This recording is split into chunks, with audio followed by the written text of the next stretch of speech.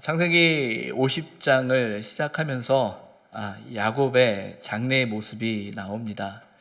야곱은 147세에 그의 생을 마감했다고 성경은 이야기합니다. 그리고 그는 자신의 유언대로, 자신이 원했던 대로 조상의 묘지에 장사되게 되지요. 단지 고향 땅에 자신을 묻어달라라는 그 부탁을 넘어서 자신을 부르신 그 하나님의 언약에 대한 그의 고백이고 그의 확신이었습니다. 이제 그 언약의 확신은 그 한 사람을 넘어서 야곱의 12 아들에게로 이어지고 있음을 보게 됩니다.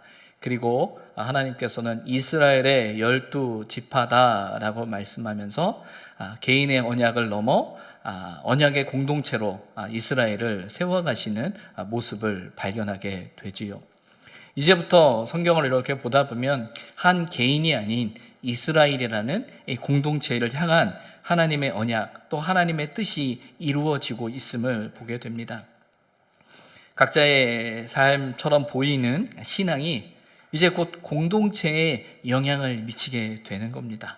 또 공동체의 신앙적인 그 모습은 우리 각 사람에게 영향을 미치게 되죠. 우리 지난주 성령 강림 주일로 우리 함께 지켰는데, 성령 강림의 가장 큰 역사는 저와 여러분 한 사람 한 사람을 예수 그리스도의 이름 앞에 세우는 일입니다. 예수 그리스도가 우리 구원자가 되신다는 사실을 성령께서 깨닫게 하시죠. 더 나아가서 우리 한 사람 한 사람을 세우실 뿐만 아니라 이제 공동체로 부르시고 교회를 탄생시킵니다. 이제 교회라는 공동체를 통해 말씀하시는 하나님을 발견하게 됩니다. 개인의 건강한 신앙의 모습은 건강한 신앙의 공동체의 기초가 됩니다. 또 건강한 신앙의 공동체는요, 건강한 신앙인을 세워갈 수 있게 합니다. 오늘 본문은 이스라엘이 언약의 공동체로 견고히 세워져 가기 위해 하나님께서 그들을 어떻게 만지고 계시는지 우리는 발견하게 됩니다. 더 나아가서 하나님을 향한 우리의 신앙의 고백이 무엇인가, 하나님을 향한 우리의 믿음이 무엇이어야 하는지를 오늘 말씀을 통해서 발견하게 됩니다. 보면 15절은 요셉의 형제들의 모습이 나옵니다. 그 형제들의 모습은 갈등하고 있고 어떤 두려움 가운데 사로잡혀 있음을 보게 됩니다. 그것은 우리가 알고 있는 것처럼 이제 아버지 야곱이 죽음으로 말미암아 이제 요셉이 자신들을 향한 그 원한을 풀 것이다라는 그 두려움이죠. 그래서 본문 15절에 보면 이렇게 이야기합니다. 요셉이 혹시 우리를 미워하여 우리가 그에게 행한 모든 악을 다 갚지 아니할까 하고. 요셉의 형들은 여전히 요셉이 두려운 겁니다. 왜 두렵죠? 자신이 잘못한 걸 알거든요. 도둑이 제발 저린다고 자신들이 했던 그 일을 알아요. 근데 여러분 한번 생각해 보십시오. 그 사건이 얼마나 오래된 일인가요?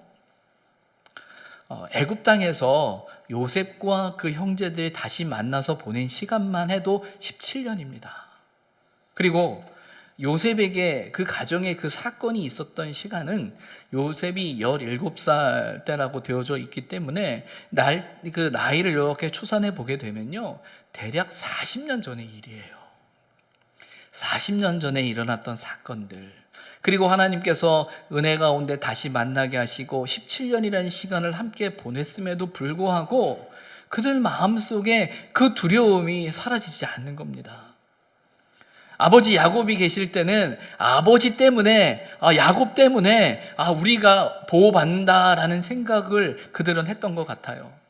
그러나 이제 아버지가 계시지 않으니 이제 우리는 죽었다라는 생각이 그들의 마음이지 않을까 생각해 보게 됩니다. 과거 자신이 행한 잘못 때문에 떨쳐버릴 수 없는 그 두려움이라는 것이 있죠. 때로는 가해자의 입장에서, 때로는 피해자의 입장에서 그 아픔의 기억이 우리에게 상처로 남을 수 있습니다. 그런데 가해자나 피해자나 그것을 뛰어넘어서 그 상황, 아픔, 그 상처가 우리를 두렵게 만들 때가 있다라는 거예요. 우리나라 속담에 이런 말이 있잖아요. 자라보고 놀란 가슴, 소뚜껑 보고 놀란다. 어떤 그 두려운 일을 경험하고 놀라운 일을 경험하게 되면 그게 계속 우리 마음속에 남아서 우리 마음을 사로잡고 있는 것을 볼 때가 있는 거예요. 우리는 어떤 상처와 아픔으로 인해 우리 자신도 모르게 더 예민하게 반응하고 있는 우리를 보게 됩니다. 그리고 그런 상황 앞에서 무엇보다 안 좋은 것은요, 각자의 생각과 각자의 경험과 각자의 판단 안에 우리가 점점 갇혀 간다라는 거예요. 사실은 이게 더 무서운 일이에요. 어떤 면에서는 안 좋은 기억, 안 좋은 사건은 한순간입니다. 근데 문제는 그 한순간의 사건이 우리도 모르는 사이에 우리 인생을 붙들고 있다라는 거예요. 사로잡고 있다라는 거예요. 그 아픔 앞에 계속적으로 그 문제를 만들어내고 있는 그 아픔을 우리는 보고 있지요. 때로는 우리는 트라우마라는 말로, 상처라는 말로 그 두려움을 정당화하기까지도 합니다. 시간이 가면 괜찮겠지라는 생각을 하지만 사실은 그렇지 않습니다. 그저 덮어둘 뿐이지 기회만 되면 그 두려움이, 그 상처가 아픔으로 우리 안에 일어나요. 갈등이 연출되는 것을 보게 된다라는 것이죠. 때로는 전혀 다른 일이라고 생각되어짐에도 불구하고 그 맥락을 이렇게 짚어보면 결국 우리 마음 깊은 곳에 있는 그 아픔의 상처가 그 모든 일을 만들고 있음을 보게 됩니다. 아픔의 상황을 기억함으로 다시는 그런 일이 없어야지라는 어떤 경각심을 갖는 거 필요하겠지요. 근데 문제는 그 두려움에 깊이 사로잡혀져 가는, 그로 인해서 나도 모르게 합당하지 않은 말과 행동과 모습을 정당화하고 더 나아가서는 그것으로 인해 서로에게 상처를 주고 아픔을 주고 있는 우리의 모습을 발견할 때가 있다라는 거예요. 저는 사실 그게 두렵습니다. 단지 한 번의 사건, 한 번의 아픔이 아니더라고요. 그 사건이, 그 아픔이 우리 인생 속에 오랜 시간 묻어나고 있는 그런 모습을 볼 때 너무나 마음이 아픈 거예요. 특별히 교회라는 공동체 안에서의 빚어지는 아픔은요, 우리가 상상하는 이상입니다. 그 사건 속에, 그 아픔 속에 나도 모르게 거기에 사로잡혀요. 우리도 모르는 사이에 그 상황 안에서 극복하지 못하고 있는 우리 모습을 볼 때가 있다라는 거죠.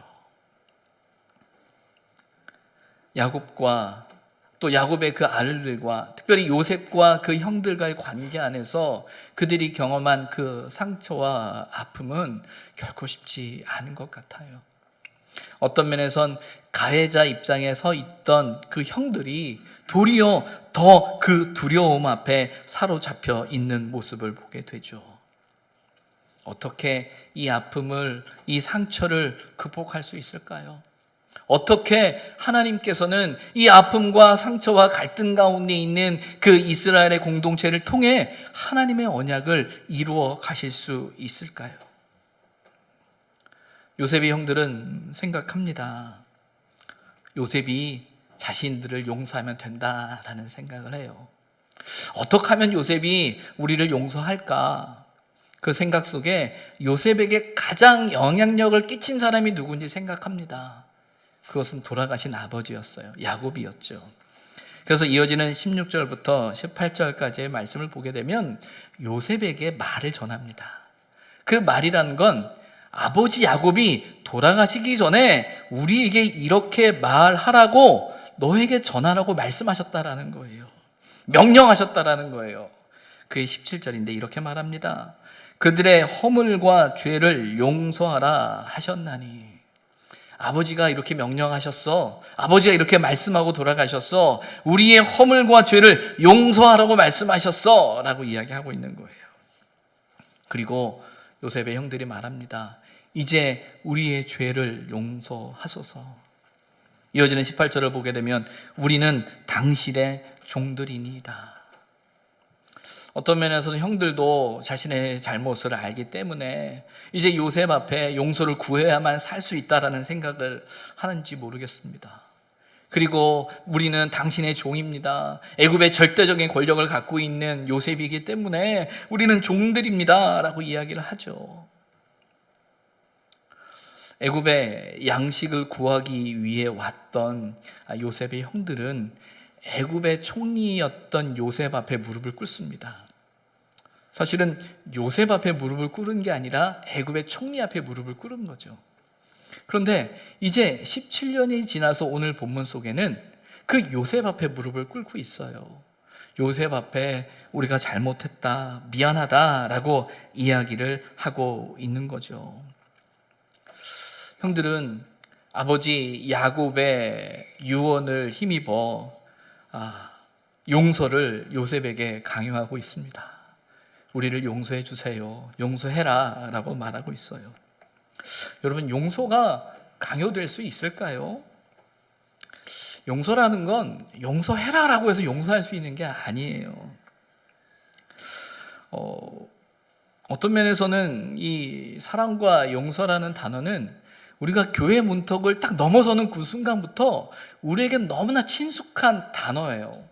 그리고 행위입니다.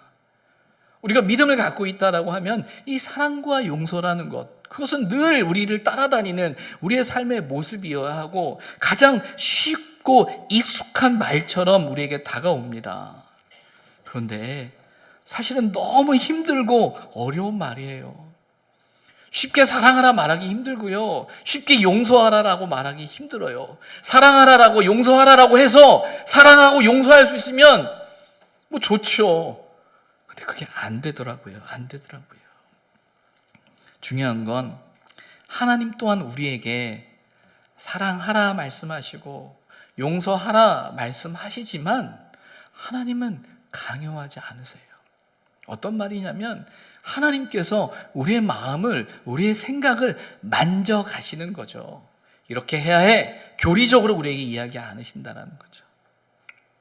사랑과 용서라는 단어는요, 율법의 단어가 아니라 은혜의 단어입니다. 율법의 단어와 은혜의 단어의 가장 큰 차이는 무엇이냐면 율법의 단어는 우리를 우리 자신에게 집중시켜요. 나에게 집중시킵니다. 율법이란 단어는. 그러나 은혜의 단어는요, 우리를 우리 자신에게 집중시키는 것이 아니라 하나님께 집중하게 합니다. 그래서 율법의 단어는 나에게 집중하기 때문에 내 힘으로, 내 능력으로 하려고 해요. 그래서 힘들어요. 그래서 어려워요. 근데 문제는 결국 할 수 없게 돼요. 실패할 수밖에 없어요. 근데 은혜의 단어는요, 우리를 내가 아닌 하나님 앞에 집중시키기 때문에 먼저 우리 연약함을 인정하게 되죠. 우리 약함을 인정하게 되죠. 내 능력으로 안 됨을 알기 때문에 하나님의 능력을 의지하게 합니다. 하나님을 바라보게 합니다. 하나님이 공급해 주시는 그 힘으로 하게 한다라는 거예요. 그래서 할 수 있어요. 힘들지만, 어렵지만 내 힘으로는 안 되는데 하나님께서 그렇게 하게 하시는 은혜를 경험하게 한다라는 거예요. 사랑하라, 용서하라 라는 그 말씀이 너무나 힘든 말이기 때문에 하나님께서 우리에게 먼저 보여주시는 겁니다. 당신의 아들을 죽이시기까지 사랑하셨고 당신의 아들을 죽이시기까지 우리를 용서하시는 그 모습을 우리에게 보여주셨죠. 그리고 하나님은 그 사실을 그렇게 우리를 위해 일하셨음을 우리의 신앙의 자리 속에서, 우리의 삶의 자리 속에서 우리에게 깨달아 알게 하시고 조금씩 깨달아가게 하시는 거예요. 이런 모습을 보면서 요셉이 울었더라라고 되어져 있습니다. 그 요셉의 눈물의 의미는 뭘까요? 우리가 앞서서 창세기의 말씀을 보면서 요셉의 눈물이라는 제목으로 3번의 말씀을 나누었어요. 그 요셉의 눈물은 하나님께서 요셉이라는 사람의 마음을 만져가시는 하나님의 손길이었습니다. 조금씩 그 영혼을 눈물을 통해 그의 마음을 정화시키고 그 마음을 회복시키고 그 마음을 하나님 앞에 세워가는 과정이었죠.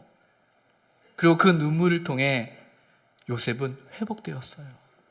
그럼 오늘 이 눈물은 무엇일까요? 이 눈물은 우리의 아픔을, 우리의 상처를 다시금 바라보며 흘리는 애통의 눈물이겠죠.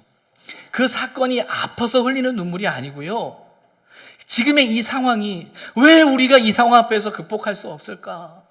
왜 이 상황에서 우리가 그 두려움 앞에 계속 사로잡혀 살아갈 수밖에 없을까라는 그런 안타까움의 눈물이라는 사실을 우리는 보게 됩니다. 무려 40년이라는 시간이 흘렀거든요. 때로는 깊은 상처가 단지 시간이 간다고 해서만 해결될 수 있는 일은 아닐 거예요. 그러나 이제는 조금은 이해하고 조금은 용서하고 조금은 품을 수도 있을 것 같은데 라는 마음이 있음에도 불구하고 해결되어지는 그 상황 앞에 요셉은 너무 마음이 아픈 겁니다. 그래서 가족과 형제 사이의 갈등과 아픔은 생각보다 참 오래가요. 어떤 면에서는 너무나 가까운 사이이기 때문에, 피를 나눈 사이이기 때문에 당연히 이해하고 사랑하고 될 거라고 생각하는데 안 되는 거예요. 그래서 너무 아픈 거죠. 너무 아픈 거죠. 그 상황을 바라보며 흘리는 그 요셉의 눈물을 보게 됩니다. 그러나 하나님은 이미 요셉의 마음을 17년 전에 만지셨죠. 그를 위로하셨죠. 그를 붙드셨어요. 그래서 19절에 이렇게 이야기합니다. 두려워하지 마소서, 내가 하나님을 대신하리이까. 요셉의 형들은 요셉이 자신을 용서하면 이 문제가 해결될 거라고 생각했어요. 요셉이 재판장이 되면 될 거라고 생각했어요. 요셉만 마음을 정리하면 될 거라고 생각했어요. 우리가 피해자고 우리가 가해자고 당신이 피해자이기 때문에 피해자된 당신이 마음을 정리해주면 될 거라고 생각을 했어요. 근데 어떤 면에서는 이건 우리의 생각입니다. 근데 요셉은 알았어요. 물론 자기가 피해를 당한 사람 맞아요. 근데 요셉은 알았어요. 이 문제의 재판장은 하나님이시라는 거. 우리가 어떤 어려움과 문제 앞에 부딪혀서 이 문제가 잘 해결되지 않는 이유 중에 하나는 뭐냐면요, 우리 스스로가 재판장이 되기 때문이에요. 우리 스스로가 이 문제의 재판장이고 기준이 되기 때문이죠.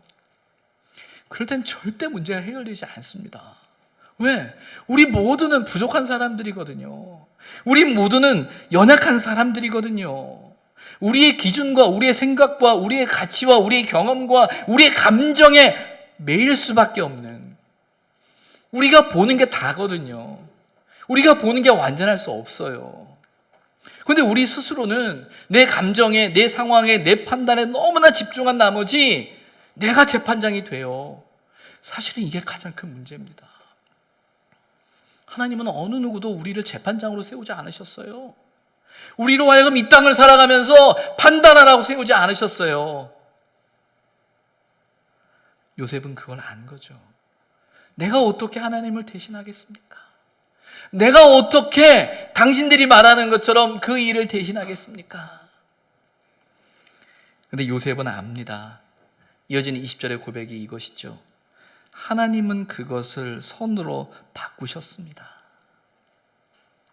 당신들이 힘들어하고 아파하고 그로 인해 빚어졌던 우리의 상처와 아픔들, 나에게도 힘든 사건이었고 당신들에게도 여전히 힘든 그 사건인데,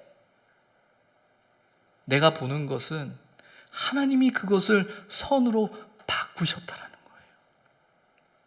요셉은 그것을 본 거죠. 이 바꾸다라는 한글로 표현되어져 있는, 번역되어져 있는 이 바꾸다라는 단어가 히브리어 원뜻에는 생각하다, 계획하다라는 의미예요. 엮다라는 의미예요. 하나님의 계획 가운데, 하나님의 생각 가운데 하나님이 엮어 가셨다라는 거예요. 이끌어 가셨다라는 거예요. 하나님이 하셨다라는 거죠. 그러면서 이어지는 21절에 요셉은 이렇게 고백합니다. 당신들은 두려워하지 마소서, 내가 당신들과 당신들의 자녀를 기르리이다. 우리는 하나님이 재판장이다라고 이야기하고 있고 하나님이 그것을 선으로 바꾸셨다라고 말할 수 있어요. 고백할 수 있습니다. 근데 여러분, 신앙은요, 고백으로 끝나는 게 아니에요. 고백했으면 그 고백이 삶의 자리로 나와야 돼요. 요셉은 그 고백을 하고 있는 겁니다. 내가 재판장이지 않습니다. 하나님이 이 모든 것을 선하게 바꾸셨습니다. 그러므로 내가 당신들을 책임지겠습니다. 내가 당신들의 자녀들을 책임지겠습니다. 내가 이 일이 하나님의 일인 줄 알기에 내가 당신들을 책임지겠다라고, 당신들을 기르겠다라고 이야기하고 있는 거죠. 그리고 그들을 위로하는 거예요. 말로만 용서한다, 괜찮다가 아니라 내가 당신들을 책임지겠다라고 이야기하는 것입니다. 하나님께서 요셉의 마음에 허락하신 것이 무엇일까요? 어떤 면에서는 요셉과 그의 형제들에 대한 이야기를 이렇게 보면서 요셉이 애굽의 총리가 되고 그가 권세를 갖고 그가 권력을 갖고 그가 성공을 하고 모든 일이 만사형통 잘 되는 것처럼 그 상황을 보면서 그것이 요셉을 위로했다라고 생각할 수도 있습니다. 물론 그가 경험하고 있는 삶의 상황이기 때문에 그 말도 맞을 수 있겠죠. 그러나 중요한 건 요셉은 그 모든 삶의 상황에서 하나님을 본 것입니다. 하나님이 일하심을 본 거예요. 여러분, 신앙의 삶은요, 저와 여러분의 삶의 자리에서 하나님을 발견할 때 우리는 다시 일어설 수 있어요. 내가 원하는 대로, 내가 생각하는 대로, 내가 구하는 대로 응답되어졌기 때문에 하나님의 역사가 있는 것이 아니고요, 때로는 그렇게 되지 않아도 그곳에 하나님이 계시면 그것이 하나님의 뜻이에요. 그 상황을 통해 하나님을 발견하는 거죠. 근데 그게 너무 어려운 거예요. 너무 힘든 거예요. 근데 하나님은 그렇게 만들어 가신다는 거죠. 사람의 일이 아니라 하나님의 일이라는 그 사실 앞에서 요셉은 자신의 감정을, 자신의 생각을 내려놓을 수 있는 거예요.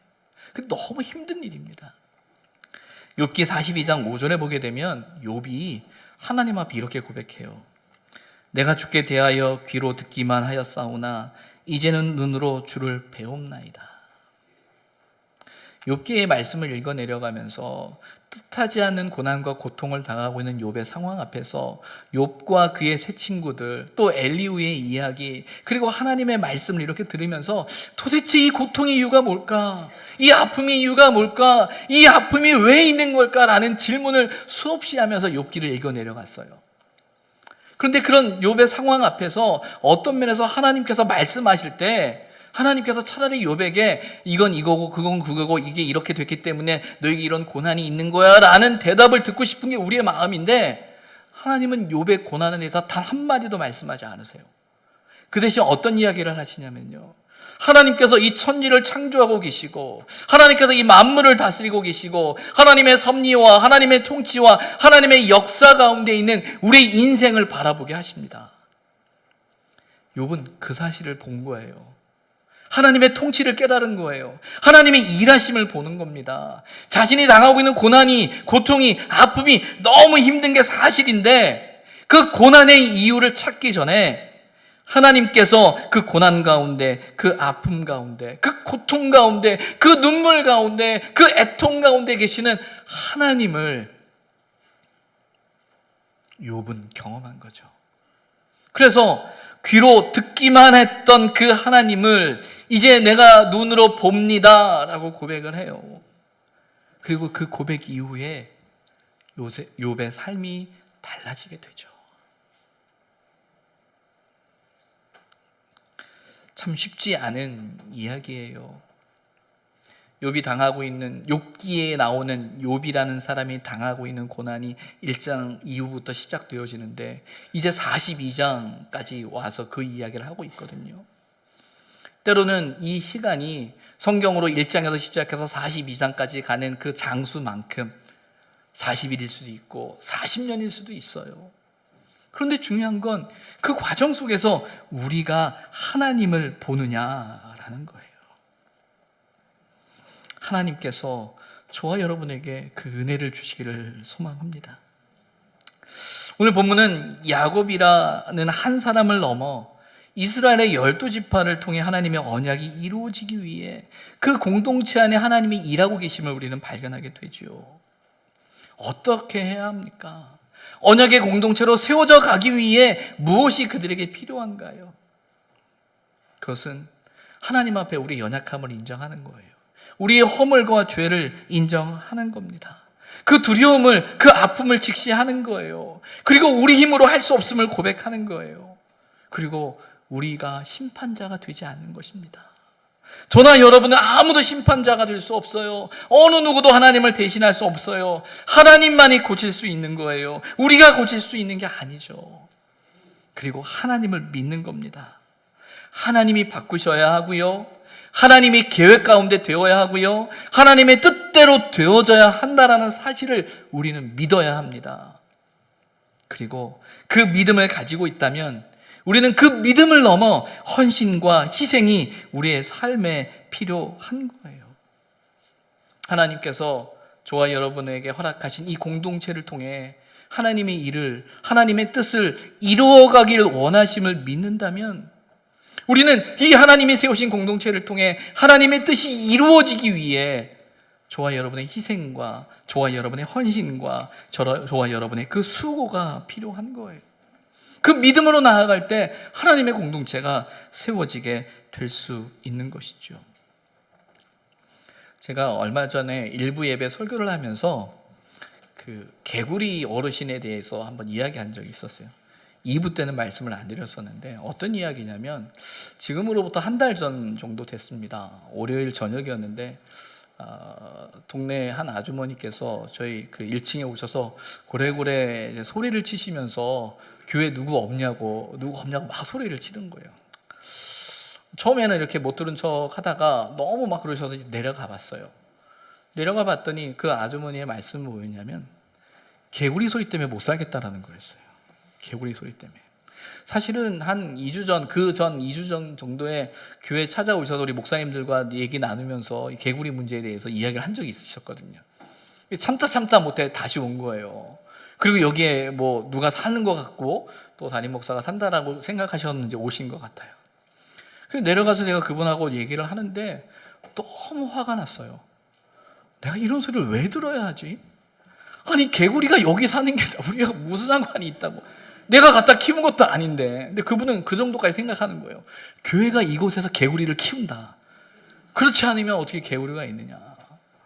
그러니까 너무나 황당하고 한 거죠. 그러면서 저에게 하시는 말씀이, 교회에서 맨날 좋은 소리만 하면서 이게 뭐냐고 하면서 막 얘기를 하시는데 자존심도 상하고 도대체 왜 이런 말을 내가 들어야 되는지도 모르겠고 하는 여러 가지 마음이 들었어요.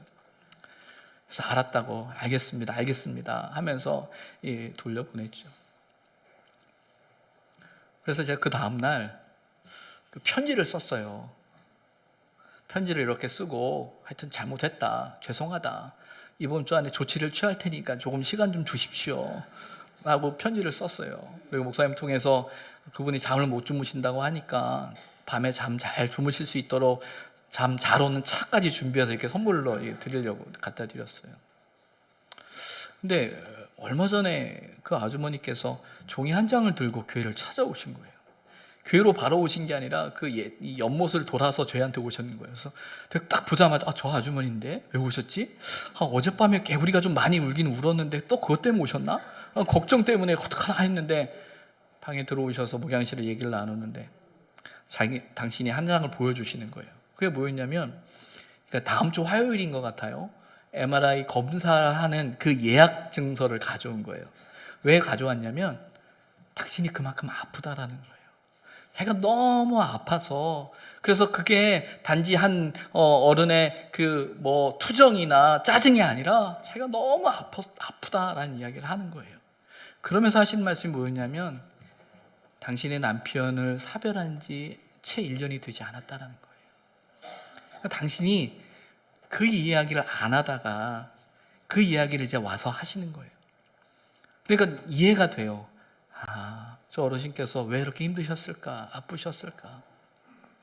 남편하고 너무 사이가 좋았고 남편이 늘 모든 걸 해줬고 했기 때문에 그 함께 했던 시간들에 대한 그게 있는데, 갑자기 빈자리에 대한 그 아픔이 그게 너무나 크니까 그게 그 심리적으로 또 육체적으로 문제가 됐던 것이겠지요. 그 이야기를 이렇게 하면서 저에게 고맙다라고 이야기를 하시는 거예요. 제가 그 말을 듣고 깜짝 놀랐어요. 상상도 못했던 이야기였거든요. 어찌 보면은 내 마음대로, 내 감정대로, 내 생각대로 막 이렇게 해야 되는 거 아닌가? 때로는 그 아주머니가 너무 해서 한번 따져볼까? 라는 생각이 들어서 동네 다른 우리 교회 다니는 우리 할머니들이나 우리 교우들 불러가지고 우리는 괜찮은데 당신은 왜 그러냐라고 따져볼까? 라는 생각도 하다가 아휴, 그건 아니지 하다가 그런 마음을 접었던 거거든요. 그래서 그 주에는 연못에 물 다 빼가지고 목사님들이 다 들어가서 개구리 10마리 넘게 잡았어요. 근데 지금 그 개구리 거기 물통에 보면은 올챙이 수천 마리가 나 있어요. 그래서 그거 보고 너무 깜짝 놀라가지고 저걸 그대로 방사했다가는 난리가 날 거다. 그래서 다 어떻게 아마 다 뿌려서 하여튼 그랬을 거예요. 그러니까 너무 괴로웠던 시간이었거든. 힘들었던 시간이었거든. 고민되는 시간이었고 도대체 왜 이래야 되나라는. 그런데 그 과정이 이렇게 전개되어지는 걸 이렇게 보면서 전혀 생각도 하지 못했던 하나님의 이끄심이라는 걸 보게 되는 거예요. 그분은 이제 불자셨어요. 다른 종교를 가지고 있고 신앙을 갖고 계신 분이니까 제가 당신을 위해서, 어르신을 위해서 기도하겠다라고 해도 무슨 기도할 필요 없다고 막 그런 분이셨는데 저에게 와서 고맙다라고 이야기하면서 하는 말을 들었을 때, 야, 이렇게 또 서로 마음을 나눌 수 있고 서로 생각을 나눌 수 있구나라는 그 상황이 참 제게 위로가 되었던 경험이었어요. 어떤 두려움의 문제가 있습니까? 어떤 해결되어지지 않는 그 상황 때문에 힘들어하고 계십니까? 혹 우리 스스로가 그 상황의 재판장이 되려고 하지는 않는지, 혹 우리 스스로가 그 상황을 바꿀 수 있는 방법을 찾기 위해 머리를 쓰고 있지는 않는가라는 생각을 해보게 됩니다. 오늘은 교회력으로 이제 삼위일체 주일이에요. 이 삼위일체 주일이라는 것은 그 지난주가 성령 강림 주일이었기 때문에 성령 강림 주일이 끝난 다음 주일을 삼위일체 주일로 지킵니다. 근데 교회력으로 보게 되면 대림절이 시작이고요, 성령 강림절이 교회력의 딱 반이에요. 그래서 이제 삼위일체 주일은 그 교회력의 반환점입니다. 그래서 이 삼위일체 주일부터 시작해서 다시 돌아오는 대림절까지 해서 교회력의 반이 흘러가게 되는 거예요. 이 삼위일체 주일은 주후 10세기경에 세워졌어요. 그때부터 지키기 시작했다는 거예요. 나름대로 왜 삼위일체 주일일까? 이것이 왜 어떤 면에서는 후반기가 시작되어지는 그 주일의 첫날이 이 삼위일체 주일일까라고 할 때, 아마 우리 신앙의 선배들의 고백 속에서 우리의 삶 속에, 우리의 삶을 살아가는 그 시간 속에 우리의 삶을 이끄시고 도우시고 붙드시는 그 하나님에 대한 신앙의 고백, 삼위일체 그 하나님에 대한 그 고백 속에서 우리의 삶을 이끄실 그 하나님을 향한 신앙의 고백이지 않을까라는 생각을 해보게 됩니다. 하나님은 어떤 분이십니까? 우리를 창조하시고 우리 인생의 주인 되어주신 분 아니십니까? 예수님은 어떤 분이십니까? 우리의 죄를 위해서 당신의 목숨을, 자신의 생명을 바친 분 아닌가요? 성령님은 어떤 분이십니까? 우리와 늘 동행하시면서 우리의 연약함을 살피는 분 아니신가요? 우리의 믿음은 그 삼위일체 하나님에 대한 믿음을 갖고 있는 사람들입니다. 내 힘으로, 내 능력으로, 내 의지로 행하고자 하는 사람들이 아니라 하나님이 내 인생 가운데, 우리 인생 가운데 역사하신다라는 그 믿음을 갖고 있는 사람들이 저와 여러분이라는 거예요. 우리는 삼위일체 주일을 보내면서 저와 여러분의 인생 가운데 행하실 그 하나님을 다시금 기억했으면 좋겠어요. 하나님이 우리를 재판장으로 세우지 않으셨고 우리 힘으로 바꿀 수 없는 이 삶의 상황 가운데 하나님은 직접 개입하셔서 이 삶을 통하여 하나님의 일하심을 우리에게 말씀하기를 원하신다는 거예요. 하나님께서 무엇을 바꿔주시길 원하십니까? 하나님께서 어떻게 하시길 원하십니까? 그것이 무엇이든, 그것이 어떤 상황이든, 그것이 어떤 아픔이든 그 아픔을 아신 하나님께서 저와 여러분의 삶을 통하여 지금은 알 수 없지만 그러나 때를 따라 하나님의 행하셨음을 저와 여러분의 삶 가운데 깨닫게 하실 것입니다. 그 하나님을 경험하는 은혜가 저와 여러분 안에 있기를 주님의 이름으로 부탁을 드립니다. 기도하겠습니다.